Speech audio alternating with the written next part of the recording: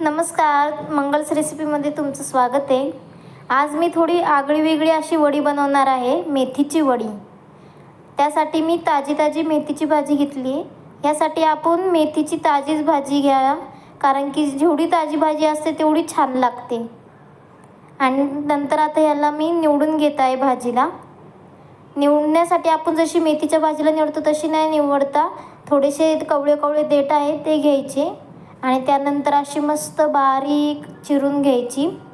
चिरताना आपण बारीक चिरायची, कारण की वड्यांमध्ये जास्त जाड असली तर खायला चांगली लागणार नाही. त्यापेक्षा आपण बारीक चिरून घ्यायची, म्हणजे मुलांना पण कळणार नाही ही नक्की मेथीची वडी आहे का कसली वडी आहे. जशी कोथिंबीरची वडी आपण बनवतो तशीच आपण ही पण मेथीची वडी बनवून मुलांना देऊ शकतो, कारण मुलं मेथीची भाजी खात नाही, कडू लागते म्हणून. पण ही वडी जर तुम्ही खाऊन बघितली ना, अजिबात कडू लागत नाही. चला मग आता आपण धुवून घेऊया. छान स्वच्छ धुवून घ्यायची. आणि धुवून झाल्यानंतर आपण आता इथे मिरच्या घेतल्यात आणि लसूण घेतल्या, तो वाटून घ्यायचा चांगला, बारीक वाटून घ्यायचा. आणि त्यामध्ये जिरं पण टाकले मी. जिरं कारण की वाटल्यानंतर ते जिरं तोंडात येणार नाही जास्त आणि त्याची टेस्ट पण आपल्या वड्यांमध्ये मिक्स होऊन जाणार. मीठ टाकले, हळद टाकली, तुम्ही चवीनुसार मीठ टाकू शकता. आणि इथे मी हिंग पण टाकणार आहे. हिंगामुळे आपल्याला पित्ताचा त्रास होत नाही म्हणून मी इथे हिंग टाकले. आता ह्या चिरलेली जी त्याच्यामध्ये 1 वाटी बेसन टाकणार आहे आणि त्याच्यानंतर याच्यामध्ये सुद्धा हिंग पावडर टाकणार आहे थोडीशी. आणि आपण जी पेस्ट करून घेतलेली हिरवी मिरची लसूणची ती पेस्ट टाकणार आहे आणि हे सर्व मिश्रण एकजीव करून घेणार आहे. इथे आपण पाणी न टाकता एकजीव करून घेणार आहे आणि त्याचा आपण पिठाचा गोळा करून घेणार आहे असा.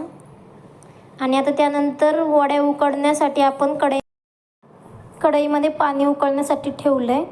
आणि आता त्याच्यानंतर आपण ही जी वड्या उकडायची चाळण असते त्याला थोडं तेल लावून घेऊ, कारण की वडी आपली चिटकली नाही पाहिजे.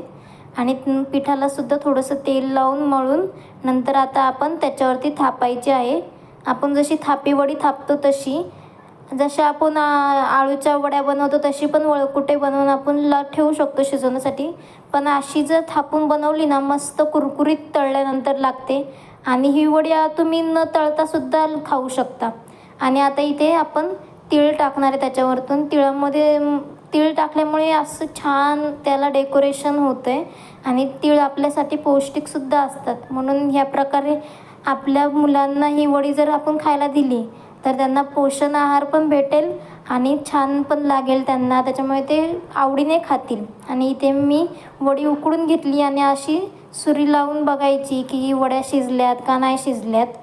आणि त्याच्यानंतर आता इथे मी लोखंडी तवा घेतला आणि त्यामध्ये तेल टाकलं आहे. आपल्याला वड्या तळून घ्यायच्या आहे त्यासाठी.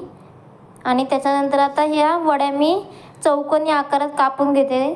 तुम्हाला ज्या आकारात कापायच्या आहेत त्या आकारात तुम्ही कापू शकता. मी असे छोटे बारीक चौकोनी आकारात कापून घेतलेत, कारण की ह्या छान दिसत आहेत चौकोनी आकारात, म्हणून चौकोनी आकारात. मुलांना तुम्ही वेगवेगळ्या आकारातसुद्धा कापून देऊ शकता, त्याच्यामुळे छान लागतात. आणि आता तळून घेते. अशा तुम्ही बिना तळता पण जर तुम्हाला खाऊशी वाटलं तर खाऊ शकता. मी पण खाऊन बघितली, एकदम छान लागते, कडू अजिबात लागत नाही. आणि नंतर आता इथे मी अजून कुरकुरीत करण्यासाठी तळून घेते. जर तुम्हाला कुरकुरीत आवडत असेल तर कुरकुरीत तुम्ही तळून घ्या, किंवा बिना तळतासुद्धा तुम्ही खाऊ शकता पौष्टिक अशा वड्या आपल्या. आणि आता इथे आपण तळून घेणार आहे. मी कढईमध्ये तेल न ठेवता तव्यामध्ये ठेवलं आहे, कारण की आपल्याला ह्याच्यामध्ये डीप फ्राय नाही करायचं, आपल्याला ह्यांना फक्त कुरकुरीत करायचं आहे, म्हणून याच्यात कमी तेलात मी केलेलं आहे. आणि आता इथे थोड्या खालच्या साईडने तळून झाल्या की आपण ह्यांना पलटी करून तळणार आहोत. आणि ह्या मस्त कुरकुरीत होण्यासाठी तुम्ही स्लो गॅसवरती तळा, म्हणजे ह्या छान कुरकुरीत होतील. अशा प्रकारे थोड्याशा लाल झाल्या की आपण त्यांना पलटी करणार आणि मस्त तळून घेणार.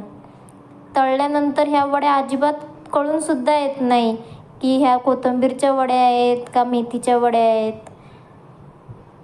अशा मस्त आपण प्लेटमध्ये काढून घेतल्यात आणि त्याच्यावरती खिसलेलं खोबरं टाकले. अशाच तुम्ही घरी पण करून बघा मेथीच्या वड्या आणि मला कमेंट करून नक्की सांगा की तुम्हाला कशा वाटल्या. रेसिपी आवडली असेल तर व्हिडिओला लाईक करा आणि अशाच नवनवीन रेसिपी बघण्यासाठी सबस्क्राईब करा.